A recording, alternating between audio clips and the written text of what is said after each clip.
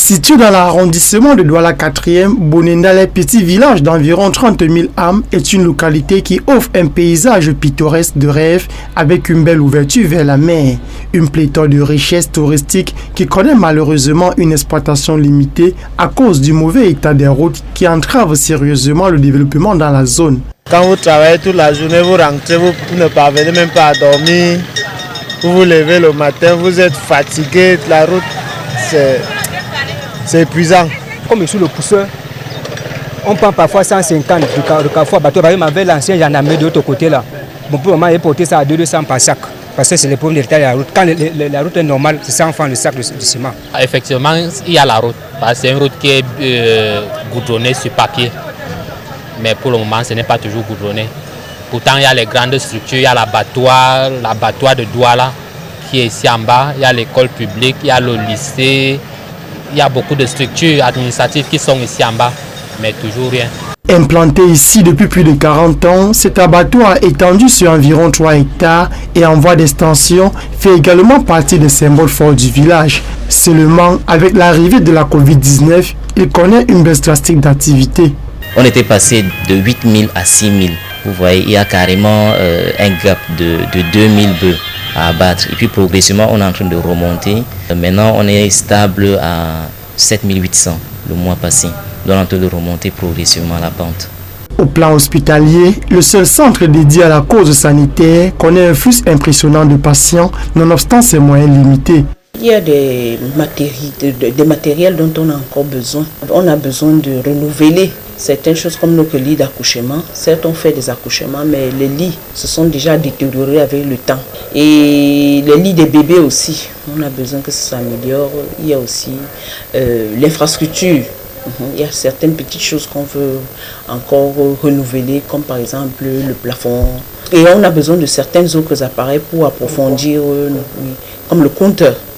On a besoin de ça.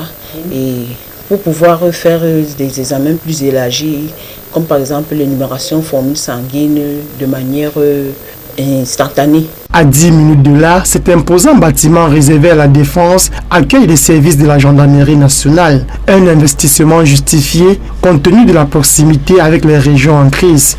Les sécessionnistes de mauvaise foi qui fuient la guerre là-bas et viennent trouver refuge ici. Particulièrement, nous avons affaire de temps en temps à eux. Quand nous avons des renseignements, nous les interpellons avec des armes, bien sûr, et nous les mettons à la disposition de la hiérarchie. Le plus souvent, on les retourne peut-être dans leur zone où ils ont commis des forfaits pour exploitation et la continuité des enquêtes.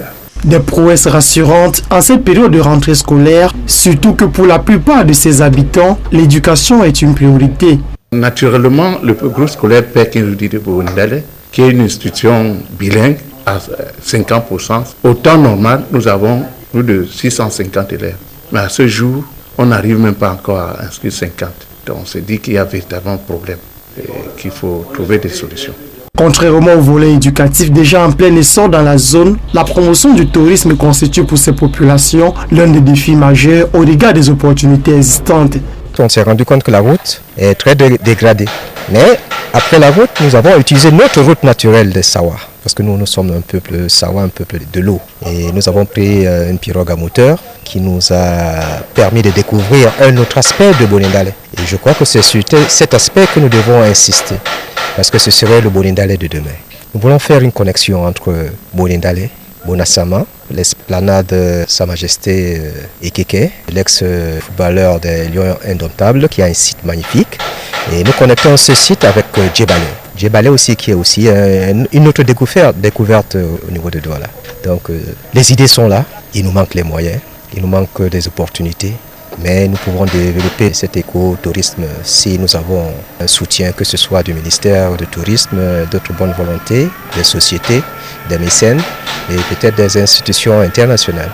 À l'image de l'école des sages-femmes déjà présente ici, les populations restent optimistes et espèrent une prompte intervention des pouvoirs publics pour sortir la cité des arts et de la culture de ce véritable paradoxe.